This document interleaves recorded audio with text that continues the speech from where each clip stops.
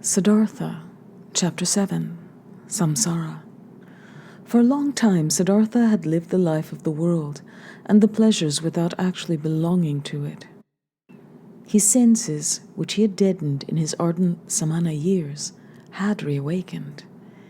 He had tasted wealth, tasted lust, tasted power, yet for a long time he had remained a samana at heart. Kamala, the clever woman, had correctly recognized this.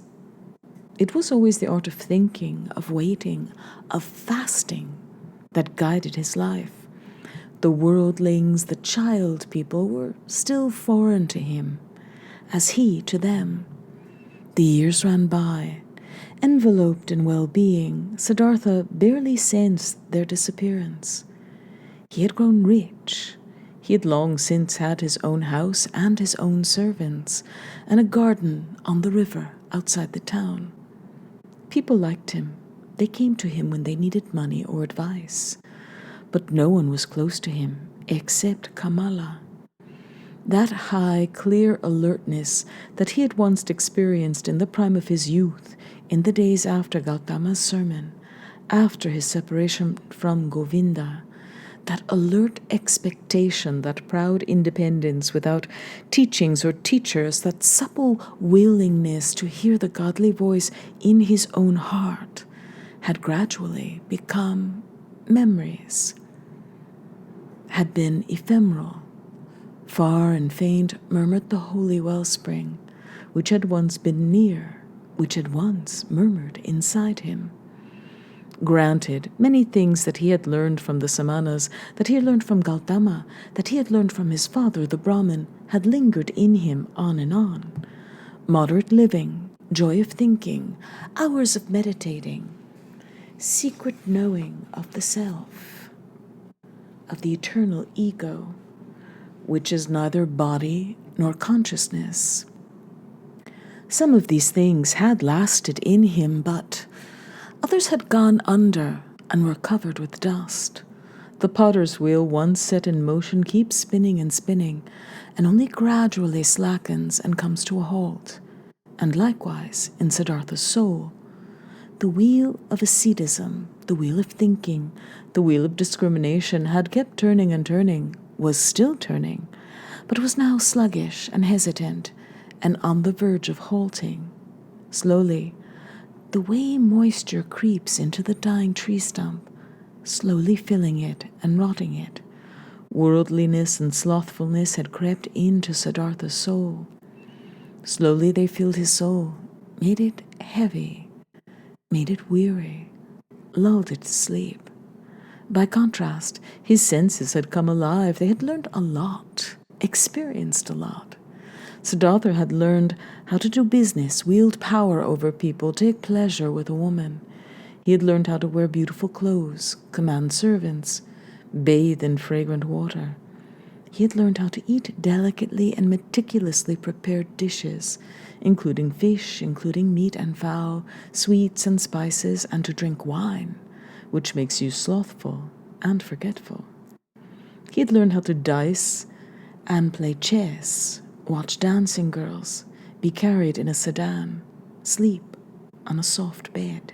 Yet, he still felt different from others and superior to them. He had always watched them with a touch of scoffing, with a touch of scorn, the very scorn that a samana always feels toward people of the world. When Kamaswami was ailing, when he was angry, when he felt offended, when he was plagued by his merchant worries, Siddhartha had watched him scornfully. Only slowly and imperceptibly, with the passing harvest seasons and rainy seasons, had his scorn grown weary, had his superiority grown stiller. Only slowly, amid his grown riches, had Siddhartha himself taken on something of the ways of the child people, something of their childishness and their anxiety. And yet he envied them all the more he resembled them.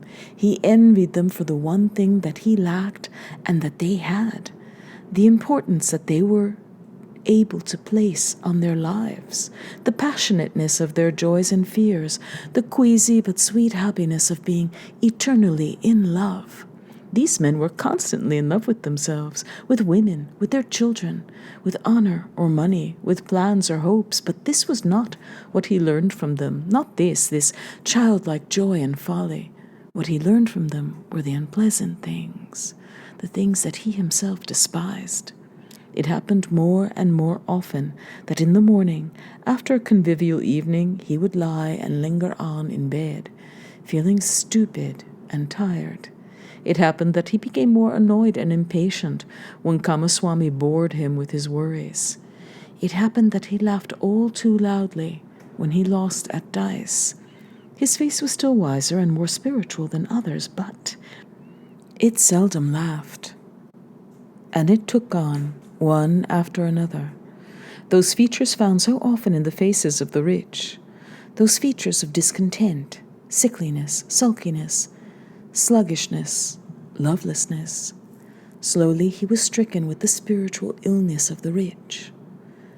Like a veil, like a thin mist, weariness descended on Siddhartha slowly, a bit denser each day, a bit dimmer each month, a bit heavier each year.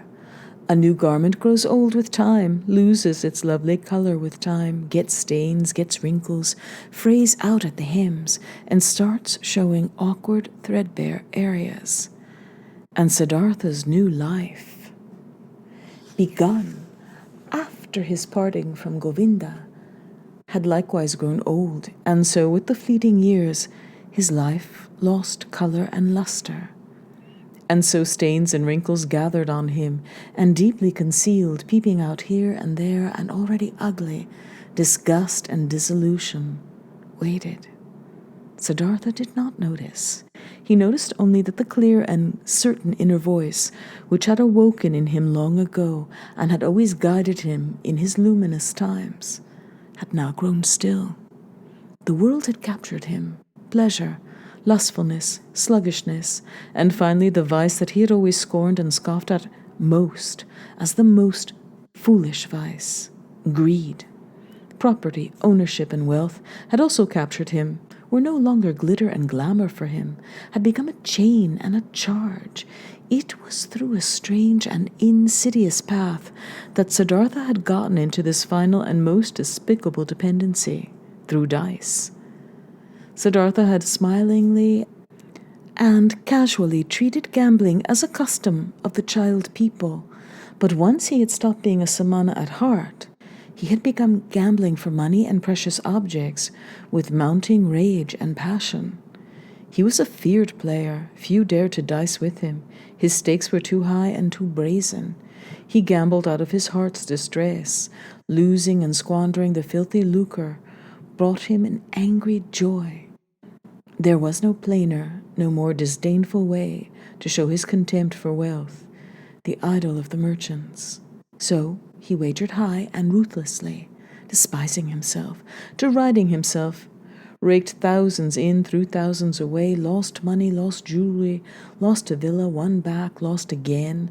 That fear, that dreadful and oppressive fear that he felt while dicing, while fretting about high stakes, he loved that fear, and kept trying to renew it, trying to increase it, to titillate it more and more, for it was only in these sensations that he still felt something like happiness, something like euphoria, something like a heightened life. In the midst of his glutted, tepid, insipid existence.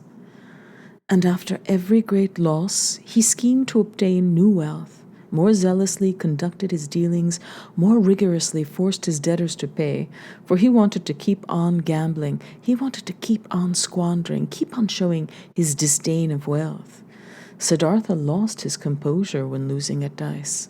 He lost his patience with tardy payers, lost his good-naturedness toward beggars, lost his delight in giving or lending money to supplicants.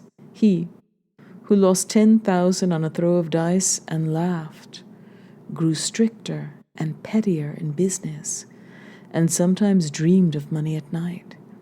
And as often as he awoke from this ugly enchantment, as often as he saw his face older and uglier in the bedroom mirror, as often as shame and disgust overwhelmed him, he kept fleeing. Fleeing into a new game of chance, fleeing into a daze of lust, of wine, and from there back to the drive to acquire and accumulate. In this senseless cycle, he ran himself weary, ran himself old, ran himself ill. Then, one night, he was warned by a dream. He had spent the evening with Kamala in her beautiful pleasure garden. They had sat conversing under the trees, and Kamala had spoken pensive words, words concealing sadness and weariness. She had asked him to talk about Gautama, and she could not hear enough about him, how pure his eyes, how still and lovely his lips, how kind his smile, how peaceful his gait. Siddhartha had had to talk and talk to her about the sublime Buddha, and Kamala had sighed and had said, "Someday, perhaps soon, I too will follow this Buddha. I will give him my pleasure garden and will take refuge with his teaching." But thereupon she had teased him and gripped him with painful ardor in the game of love amid bites and tears, as if trying to squeeze the last sweet drop from this vain and ephemeral pleasure. Never had it been so strangely clear to Siddhartha how closely lust is related to death. Next he had lain at her side, and Kamala's face had been near his, and under her eyes, and next to the corners of her mouth, he had more clearly than ever before read an anxious handwriting, a writing of fine lines, of quiet furrows, a writing that recalled autumn and old age, just as Siddhartha himself, though only in his 40s, had noticed gray hairs here and there in his black hair. Fatigue was written on Kamala's beautiful face, fatigue caused by going a long way that has no cheerful end, fatigue and the sort of fading and secret unspoken and perhaps not even conscious anxiety, fear of old age, fear of autumn, fear of death. He had parted from her with a sigh, his soul full of surfeit and full of secret anxiety. Then Siddhartha had spent the night in his house with wine and dancing girls, had played the superior to his peers, the superior man that he no longer was. He had drunk a lot of wine and gone to bed long after midnight, weary and yet agitated, on the verge of weeping and despairing, and tried but failed to find sleep. His heart was full of a misery that he thought he could no longer bear, full of a disgust that permeated him like the tepid, repulsive taste of wine, the all too sweet and bleak music, the all too soft smiles of the dancing girls, the all too sweet scent of their hair and breasts. But above all, he was disgusted at himself, at his fragrant hair, at the smell of wine from his mouth, at the slack fatigue and surfeit of his skin. Like someone who has eaten or drunk too much and vomits it up tormented and yet glad about the relief, the sleepless man, in a tremendous surge of disgust, wished he were rid of these pleasures, these habits, this whole senseless life, and himself. It was not before the glow of morning and the first bustle outside his townhouse that he fell asleep, and he found a half-numbing, an inkling of sleep for a few moments. And in those moments, he had a dream. Kamala kept a small, rare songbird in a gold cage. He dreamed about this bird. He dreamed that this bird, which normally sang in the morning, had grown mute. And noticing this, he went over to the cage and peered inside. The little bird was dead, lying stiff on the bottom. He took it out, weighed it in his hand for a moment, and then threw it away, out into the street. And at the same moment he was terribly frightened, and his heart ached as if, with this dead bird, he had thrown away all value and all goodness. Jumping up from this dream, he felt a profound sadness. He had, it seemed to him, been leading a worthless life. Worthless and senseless, no living thing, no precious thing, nothing worth keeping had remained in his hands.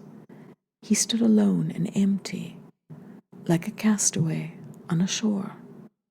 Gloomy, Siddhartha went to a pleasure garden belonging to him, locked the gate, sat down under a mango tree, felt death in his heart and horror in his breast, sat and sensed everything withering inside him, dying inside him, coming to an end.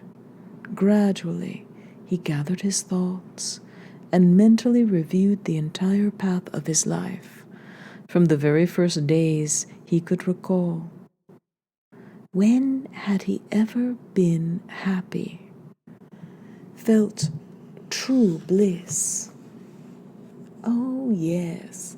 He had experienced it several times. In his boyhood, he had tasted it when garnering praise from the Brahmins, when he, far ahead of others his age, had excelled in reciting the sacred verses, debating with the scholars, assisting at a sacrifice. At such times he had felt it in his heart. Before you lies a path to which you are called. The gods are awaiting you. And again, as a youth, when the goal of all reflection, soaring higher and higher, had torn him out and up from the throng of similar strivers, when he had painfully struggled to grasp the meaning of Brahma, when any attained wisdom merely triggered new thirst in him, at such times, in the midst of thirst, in the midst of pain, he felt the same thing. Onward, onward, you are called. He had heard that voice when leaving his homeland and choosing the life of a samana, and again when going from the samanas to the perfect one, and then from him into the unknown. How long had he not heard that voice? How long had he not reached any height? How even and bleak his path had been. For many long years, with no high goal, no thirst, no exaltation, he had been content with minor pleasures, and yet never satisfied. All these years, unbeknownst to himself, he had striven and yearned to become a human being like these many, like these children, and yet his life had been much poorer and much more wretched than their lives, for their goals were not his, their worries not his. This whole world of Kamaswami people had only been a game for him, a dance that one watches, a comedy. Kamala alone had been dear to him, precious to him. But was she still? Did he still need her, or she him? Were they not playing a game without end? Was it necessary to live for that? No, it was not necessary. This game was called Samsara, a game for children, a game that might be lovely to play once, twice, tenfold, but again and again. Now Siddhartha knew that the game was done, that he could play it no longer. A shudder ran through his body. Inside him he felt something had died. All that day he sat under the mango tree, remembering his father, remembering Govinda, remembering Gautama. Had he left them merely to become a Kamaswami? He was still sitting as night set in. When he looked up and spotted the stars, he thought, "Here I sit, under my mango tree, in my pleasure garden." He smiled faintly. Was it really necessary? Was it right? Was it not a foolish game to own a mango tree, to own a garden? He was done with them too. They died in him too. He rose, said farewell to the mango tree, farewell to the pleasure garden. Since he had not eaten all day, he felt vehement hunger, and he recalled his house in town, his chamber and his bed, the table with food. He smiled wearily, shook himself, and said farewell to these things. That same hour of night, Siddhartha left his garden, left the town, and never came back. For a long time, Kamaswami, who thought he had fallen into the hands of highwaymen, took out men to look for him, but Kamala sent no one to look for him.